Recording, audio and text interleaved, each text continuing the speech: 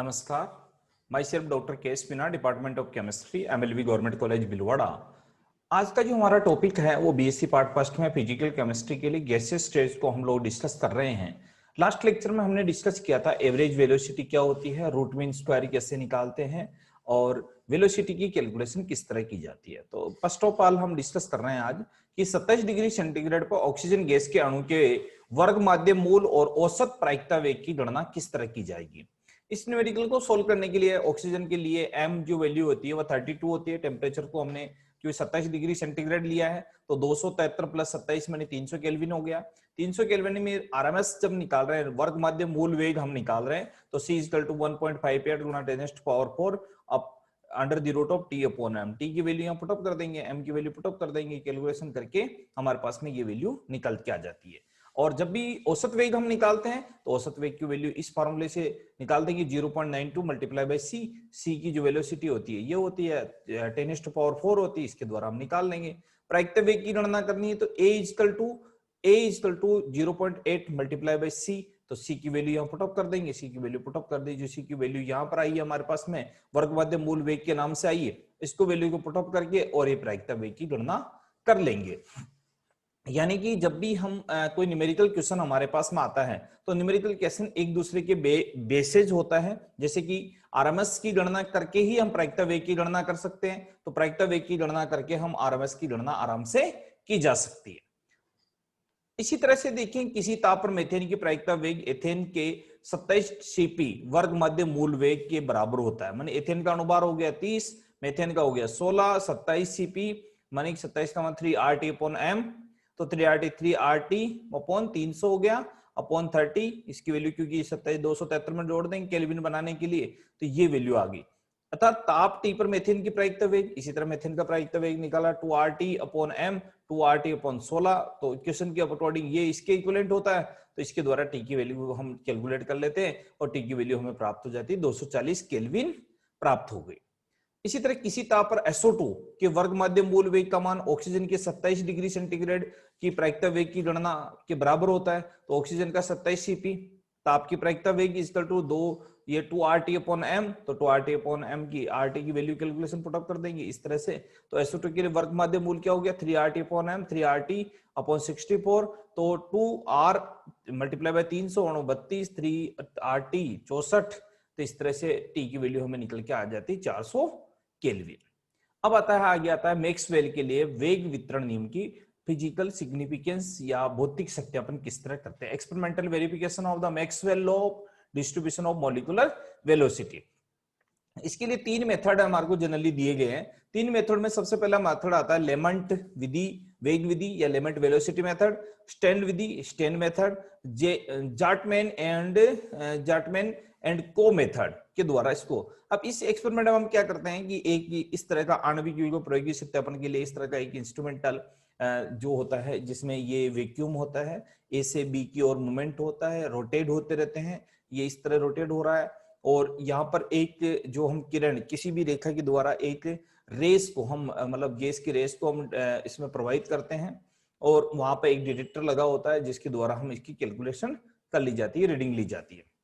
तो इस उपकरण में 2 छिद्रदार प्लेट ए और बी एक निश्चित दूरी पर पीएल पर घूमते हुए सापट से जुड़ी हुई है। इसमें एक भट्टी जुड़ी हुई है जिसमें निश्चित ताप पर अणु का पुंज प्राप्त होता है, जो समांतर रेखीय माने एक सिंपल रेखा के रूप में जो मोमेंट होगा उस वेव्स का, तो निर्वात कक्ष में होते हुए वेग सूचक की ओर माने डिटेक्टर के पास जाती है और डिटेक्टर पर रिकॉर्ड हो जाती है। दोनों प्लेटों के छिद्रों को समायोजन इस प्रकार किया जाता है कि किसी वेग वाले अणु को सहसूचक तक पहुंच जाए। दोनों प्लेटों में जोड़ने वाले सोपट को विभिन्न गतियों से घुमाया जाता है और घुमाने से भिन्न भिन्न वेगों में सूचकों में पहुंचने वाले अणुओं की संख्या रिकॉर्ड की जाती है। अर्थात कह सकते हैं कि अब अणुओं की संख्या अनुरूप वेग के बीच में ग्राफ प्राप्त करेंगे और ग्राफ के द्वारा इसकी आणविक वेगों को सिद्धांतिक रूप से मैक्सवेल के वितरण नियम के आधार पर हम इसको सत्यापित कर लेंगे।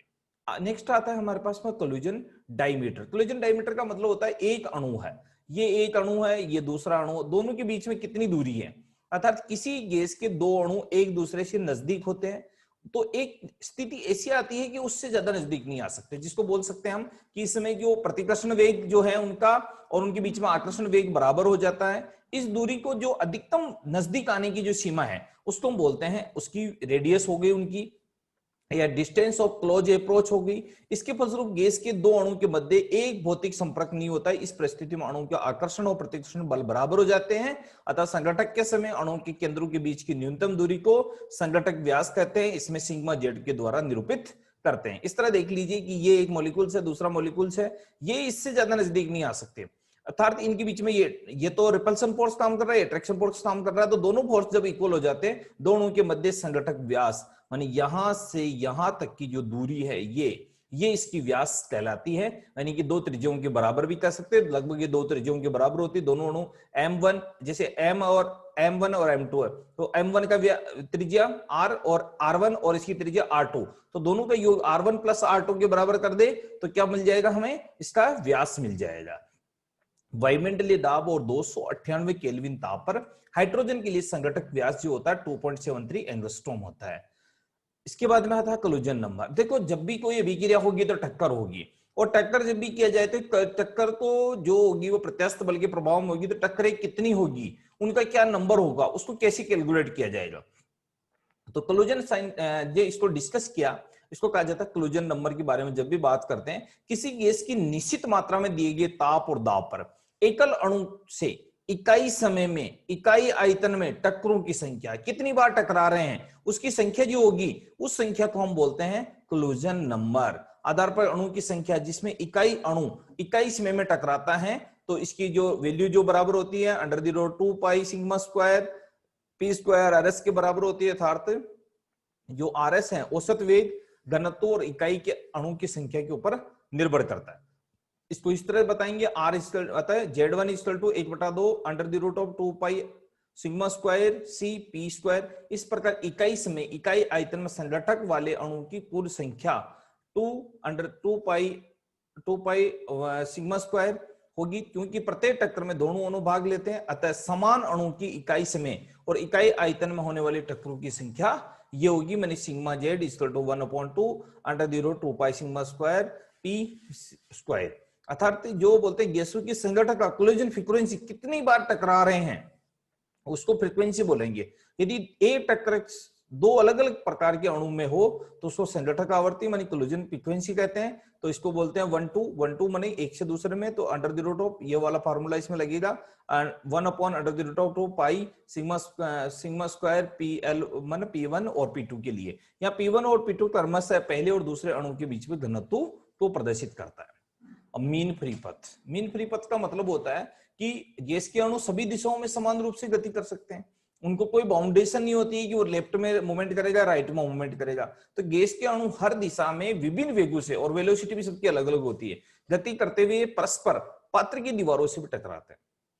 वो आपस में तो टकराएंगे, उसके साथ में पात्र की दीवारों से टकरा करके उनको वहां से क्या अनुभव होता है, दाब अनुभव होता है। अर्थात जो इसको बोलते हैं फोर्स वहीं से मिलता है।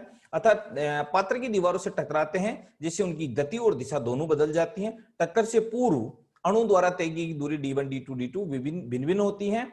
और इस चित्र में जैसे हम देख रहे हैं कि जैसे ये यहां से यूं टकराया, फिर ये टकरा दिया, फिर ये इससे टकरा गया, तो D1 D2 D3 D4 D5 अलग अलग मोमेंट हो रहे हैं। अतः दो क्रमागत टक्करों के मध्य अणु द्वारा तय की गई दूरी, औसत दूरी को माध्य मूल मुक्त पथ मीन फ्री पथ, ये जो इसको लैम्डा से रिप्रेजेंट करते हैं कि माने ये माध्य फ्री पथ ये वाला, इसके लिए D1 D2 डिप्लेसमेंट के सम्मुख माध्य होगा। इस तरह से हम इसको डिफाइन कर सकते हैं कि मीन फ्री पथ इस तरह डिफाइन कर सकते हैं। इसको डिफाइन कैसे करेंगे, लैम्डा इज इक्वल टू 1/2 पाई, इसमें ये इसको डिनोट मध्य मुक्त पथ के द्वारा, क्लोजन व्यास के द्वारा, और P प्रति घन सेंटीमीटर अणुओं की संख्या, इसका मान 10⁵ और 10⁵ की कोटि के होते हैं। और मध्य मूल मीन पे में गैस की श्यानता पर निर्भर करता है, इसके द्वारा इसको रिप्रेजेंट कर सकते हैं। नीटा 3/PD के द्वारा रिप्रेजेंट किया जा सकता है। नीटा गैस की श्यानता गुणांक, गैस की दाब, गैस का घनत्व और मुक्त पथ की मान होता है। धन्यवाद।